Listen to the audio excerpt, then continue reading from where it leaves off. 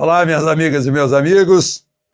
Hoje é 26 de agosto, Dia Mundial do Cachorro. Esse aqui é o Léo, Leopoldo. E essa aqui é a Luli, a Maria Luísa. Leopoldo e Maria Luísa foram os primeiros reis da Bélgica. E os dois são pastores belgas malinois. Meus companheiros, minha companhia de caminhada e nossos guardiões e amigos, como os de vocês, como todos os cachorros do mundo que aprenderam por milhares de anos a ficar como nosso fiel companheiro, né? E uma nota triste, hoje, Dia do Cachorro, Dia Mundial do Cachorro, minha sogra perdeu um companheiro de 13 anos, um Shih Tzu, chamado Beethoven, nesse dia de hoje. Mas, enfim, ciclos da vida, né, Luli? Então, não esqueçam de dar o seu like, o seu dislike. Eu vou pedir agora a vinheta para ajeitar o estúdio para a gente continuar a conversa.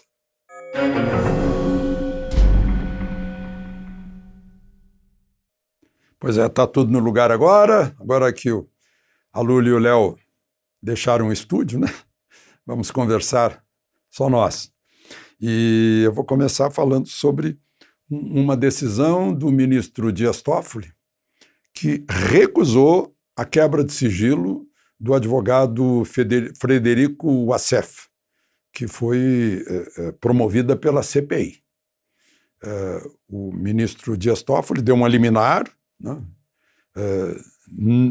não aceitando essa quebra de sigilo. Esse Frederico Wassef, eu já falei aqui, ele não comprou nada, não comprou vacina, não vendeu vacina, não intermediou remédio, não intermediou respirador, nem hospital de campanha, nem coisa nenhuma. E sabe o que eles fizeram?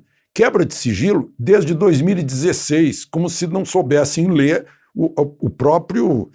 a própria criação da CPI, que são fatos ligados à pandemia. E até onde a gente sabe, a pandemia começou em março de 2020, né? Então, essas coisas. E, obviamente, né, pediu quebra de sigilo do advogado. Pronto.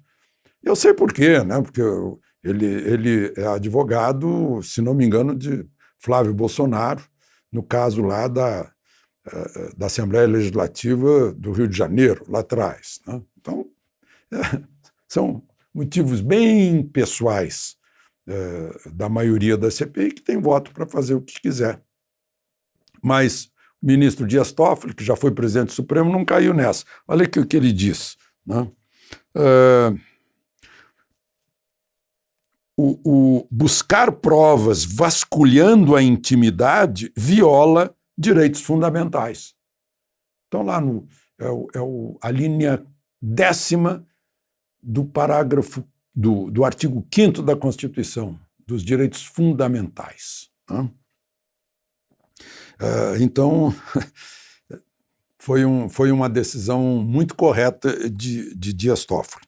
Agora, uma outra questão parecida, né? PT e PSOL perdem no Congresso, perderam, foram voto vencido. Aí, típico, recorre ao Supremo. Caso da autonomia do Banco Central, né? Foi aprovada pelo Congresso, uma lei que está aí, um projeto que tem 30 anos de idade já, finalmente foi aprovada. Autonomia do Banco Central, que é o órgão protetor da moeda, né, e controlador da moeda e do crédito. É quem controla a inflação, né, na política monetária, é o órgão da política monetária. Então tem que ser independente de pressões políticas, né? Então é independente do Ministério da Economia, independente do presidente da República, né? Bom, foi sancionada a lei no dia 24 de fevereiro. Aí entrou em vigor 90 dias depois a autonomia. Ou seja, o Banco Central já é autônomo desde maio. E ainda assim o Supremo, depois de ter atendido o pedido do PSOL e do PT, continuou o processo. Era para ir para o arquivo, fato consumado. Continuar com isso vai gerar insegurança jurídica importante. Mesmo assim, continuou. Aí, não tendo outra não tendo outra opção, o presidente do Banco Central, neto de Roberto Campos, foi conversar o possível com o juiz do Supremo. Resultado, só Lewandowski, o relator, votou querendo derrubar a lei e Rosa Weber o seguiu. Deu 8-2, mantendo a lei complementar que deu autonomia finalmente ao Banco Central. Fica aqui registrado quem não quis a autonomia do Banco Central para que ele sofresse pressões políticas, etc., e temporárias, foi o PSOL e o PT. Bom, voltemos aí à CPI, né? Vejam só, a CPI não acompanha o mundo real, o que está acontecendo. Eu vi agora no excelente jornal ND lá de Santa Catarina o que aconteceu ontem.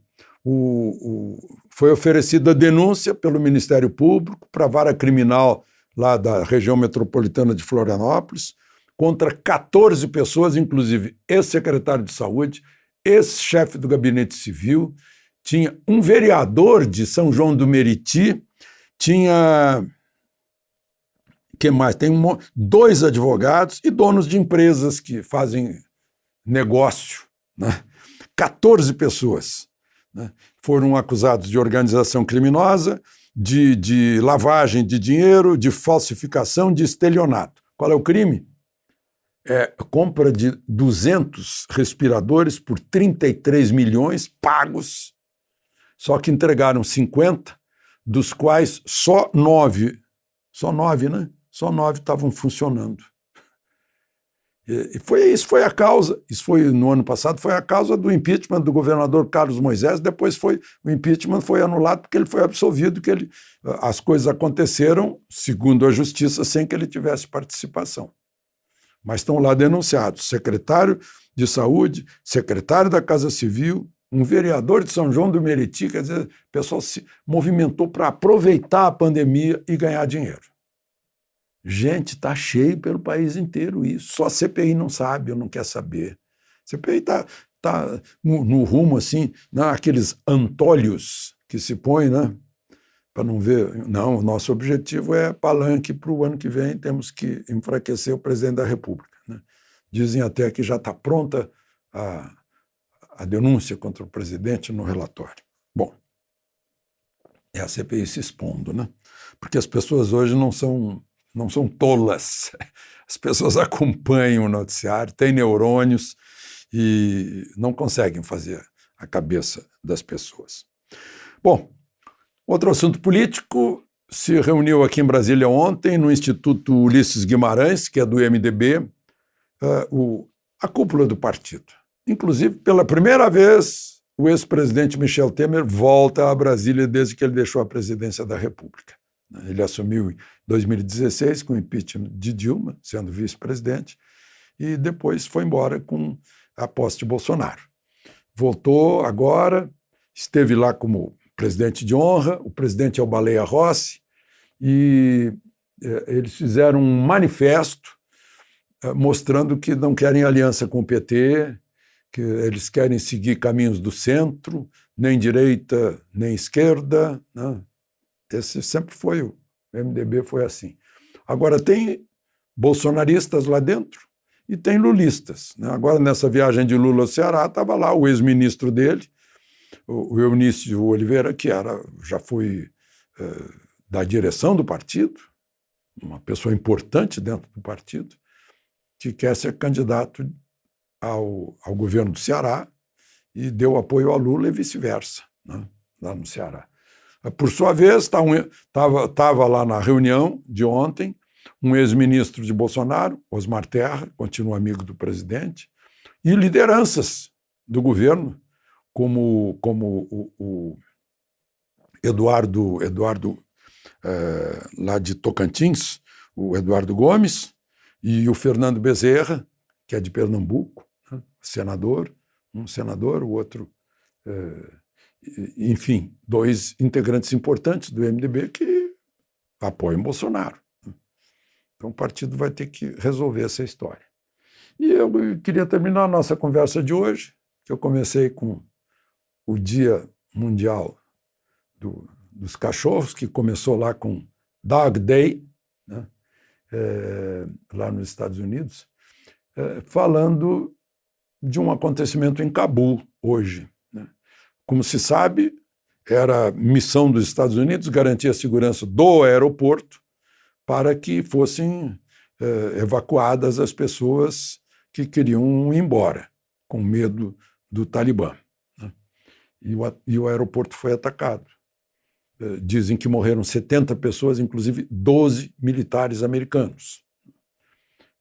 Consequência disso, Biden, mais uma vez, né, o fronte interno.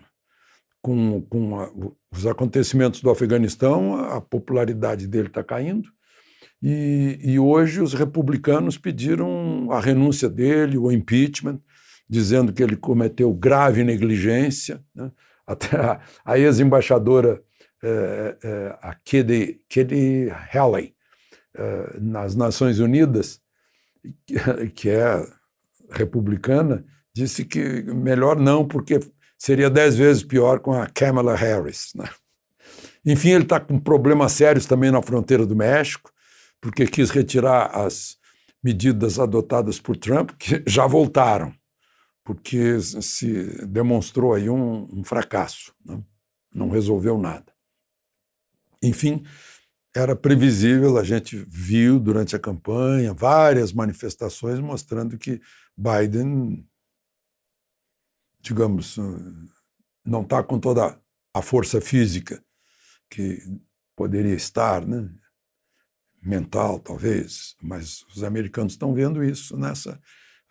encorajou o Talibã avançou sobre Cabul, sobre a capital, não foi uma retirada... Quando não é uma retirada em ordem, o nome disso é debandada, né? E aquela imagem da debandada com um avião americano de carga superlotado de gente e com gente pendurada no trem de pouso, né? Caindo do avião. E hoje esse ataque, que foi de um grupo do Estado Islâmico, não se sabe quantos atacaram, mas já se diz que morreram 12 soldados. Isso é importante para o fronte interno, porque, por exemplo, ontem eu falei para vocês aqui que eu mediei um seminário sobre a Amazônia, a defesa da Amazônia. Um dos debatedores, o general Rocha Paiva, especialista em estratégia e tal, ele falou sobre, olha, imagina uma grande nação, uma grande potência militar que faça o bloqueio da saída do rio Amazonas, né? Sobre a argumentação que está saindo madeira, não sei mais o quê, paralisa a Amazônia, faz o bloqueio da foz do Amazonas. Vai ter que ter porta-avião, pode ter um navio transporte de tropa, né? A defesa do Brasil não seria uma guerra tradicional, né? Seria, por exemplo, um míssil antinavio, que afundasse um transporte de tropa ou um porta-aviões. Aquilo ali já arrasaria o fronte interno do país atacante, né? E esses talibãs e coisas assim sabem muito bem a força do fronte interno nos Estados Unidos, principalmente depois do Vietnã, né? A derrota começou dentro do território americano. De Brasília, Alexandre Garcia.